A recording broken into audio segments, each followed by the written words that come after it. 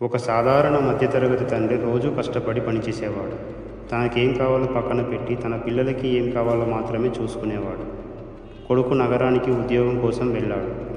మొదట్లో ప్రతిరోజు ఫోన్ మాట్లాడేవాడు. తర్వాత వారానికి ఒకసారి, ఆ తర్వాత నేను బిజీగా ఉన్నా నాన్న అనే ఒక మాట మాత్రమే మిగిలిపోయింది.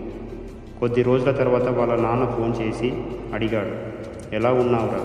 కానీ అతని కొడుకు, నాకు పని ఉంది నాన్న, నేను తర్వాత ఫోన్ చేసి మాట్లాడతాను అని చెప్పి పెట్టేశాడు.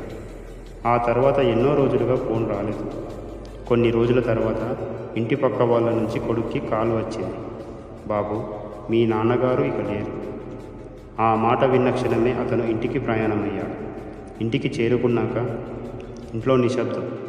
గడియారం మోగుతున్న శబ్దమే వినిపిస్తుంది. టేబుల్ మీద అతని చిన్నప్పటి ఫోటో, దాని పక్కనే నాన్న కళ్ళద్దారు. ఆ ఫోటోని చూస్తూ నాన్న చివరిసారి ఎదురు చూసి శ్వాస వదిలాడని అప్పుడే గ్రహించాడు ఆ కొడుకు. తల్లిదండ్రులకు దూరంగా ఉన్న వాళ్ళందరూ ఒకటి గుర్తుపెట్టుకోండి, మనం బిజీగా ఉన్నాము అని చెప్పే ప్రతి క్షణం వాళ్లకు చివరి ఎదురుచూపు అయి ఉండొచ్చు.